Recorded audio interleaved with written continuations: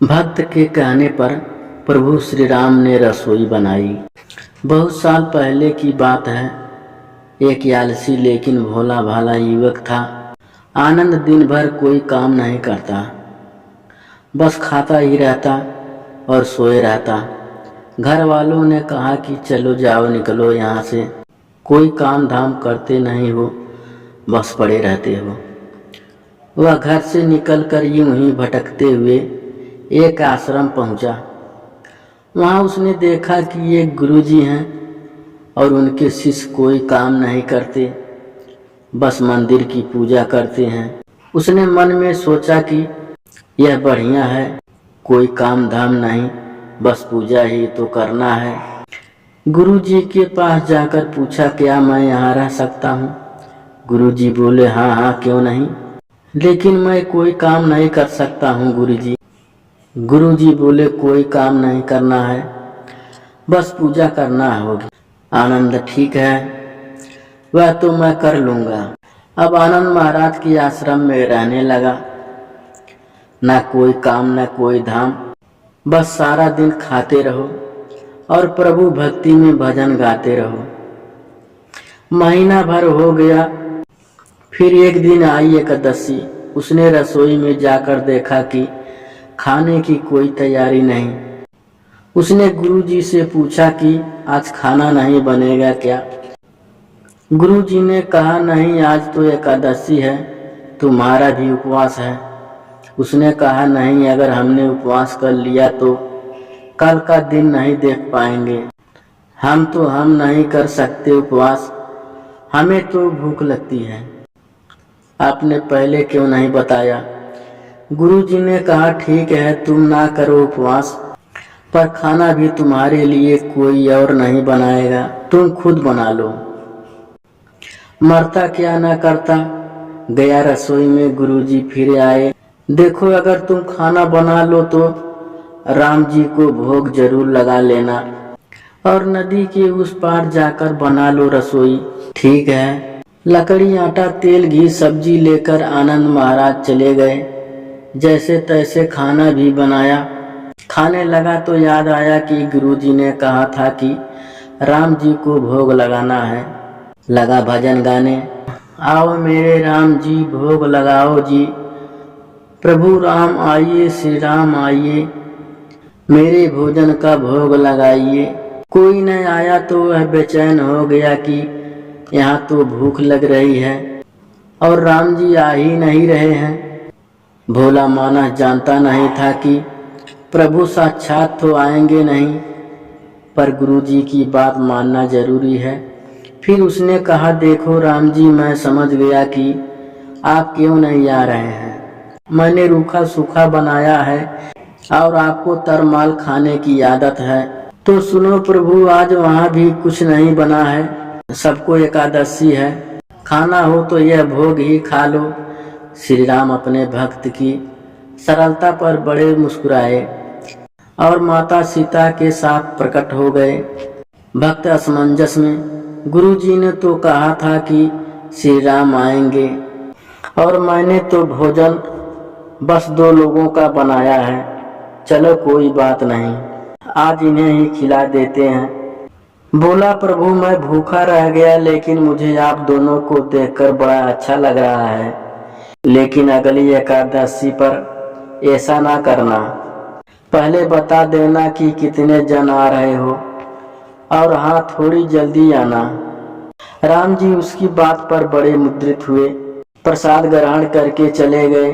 अगली एकादशी तक वह भोला मानस सब भूल गया।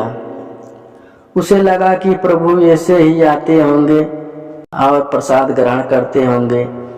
फिर एकादशी आई। गुरुजी से कहा, मैं चला अपना खाना बनाने, पर गुरुजी थोड़ा ज्यादा अनाज लगेगा, वहाँ 2 लोग आते हैं।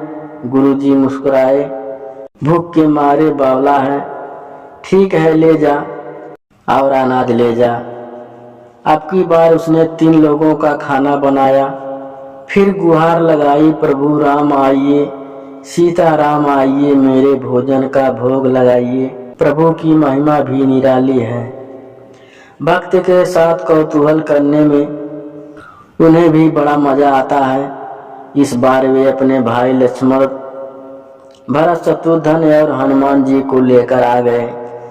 भक्त को चक्कर आ गए, यह क्या हुआ, एक का भोजन बनाया तो दो आए, आज दो का खाना ज्यादा बनाया तो पूरा खानदान आ गया, लगता है आज भी भूखा ही रहना पड़ेगा। सबको भोजन लगाया और बैठे बैठे देखता रहा। अनजाने ही उसकी भी एकादशी हो गई। फिर अगली एकादशी आने से पहले गुरुजी से कहा, गुरुजी आपके प्रभु श्री राम जी अकेले क्यों नहीं आते, हर बार कितने सारे लोग ले आते हैं, इस बार अनाज ज्यादा देना। गुरुजी को लगा कहीं यह अनाज बेचता तो नहीं है, देखना पड़ेगा जाकर। भंडारा में कहा इसे जितना अनाज चाहिए दे दो और छुपकर उसे देखने चल पड़े। इस बार आनंद ने सोचा खाना पहले नहीं बनाऊंगा, पता नहीं कितने लोग आ जाए, पहले बुला लेता हूँ। फिर टेर लगाई, प्रभु राम आइए, श्री राम आइए, मेरे भोजन का भोग लगाइए। सारा राम दरबार मौजूद। इस बार तो हनुमान जी भी साथ आए, लेकिन यह क्या, प्रसाद तो तैयार ही नहीं है। भक्त ठारा भोला भाला बोला, प्रभु इस बार मैंने खाना नहीं बनाया। प्रभु ने पूछा क्यों, बोला मुझे मिलेगा तो है नहीं। फिर क्या ज्यादा बनाने का, आप ही बना लो और खुद खा लो।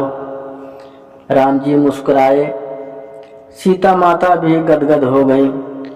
उसके मासूम जवाब से लक्ष्मण जी बोले क्या करें। प्रभु बोले भक्त की इच्छा है पूरी तो करनी पड़ेगी, चलो लग जाओ काम से। लक्ष्मण जी ने लकड़ी उठाई, माता सीता आटा सानने लगी। भक्त एक तरफ बैठकर देखता रहा। माता सीता रसोई बना रही थी तो कई ऋषि मुनि और यक्षगंधर्व प्रसाद लेने आने लगे। इधर गुरुजी ने देखा कि खाना तो बना नहीं। भक्त एक कोने में बैठा है, पूछा बेटा क्या बात है, खाना क्यों नहीं बनाया। बोला अच्छा किया गुरुजी आप आ गए, देखिए कितने लोग आते हैं प्रभु के साथ। गुरुजी बोले मुझे तो कुछ नहीं दिख रहा तुम्हारे और अनाज के सिवा। भक्त ने माथा पकड़ लिया, एक तो इतनी मेहनत करवाते हैं प्रभु, भूखा भी रखते हैं और ऊपर से गुरुजी को दिख भी नहीं रहे, यह और बड़ी मुसीबत है। प्रभु से कहा आप गुरुजी को क्यों नहीं दिख रहे। प्रभु बोले मैं उन्हें नहीं दिख सकता। बोला क्यों, वे तो बड़े पंडित हैं, ज्ञानी हैं, विद्वान हैं, उन्हें तो बहुत कुछ आता है, पर वे सरल नहीं हैं तुम्हारी तरह, इसीलिए उनको नहीं दिख सकता। आनंद ने गुरुजी से कहा गुरुजी प्रभु कह रहे हैं कि आप सरल नहीं हैं, इसीलिए आपको नहीं दिखेंगे। गुरुजी रोने और कहने लगे कि वाकई मैंने सब कुछ पाया पर सरलता नहीं पा सका, तुम्हारी तरह और प्रभु तो मन की सरलता से ही मिलते हैं। प्रभु प्रकट हो गए और गुरुजी को भी दर्शन दिए। इस तरह एक भक्त के कहने पर प्रभु ने रसोई बनाई।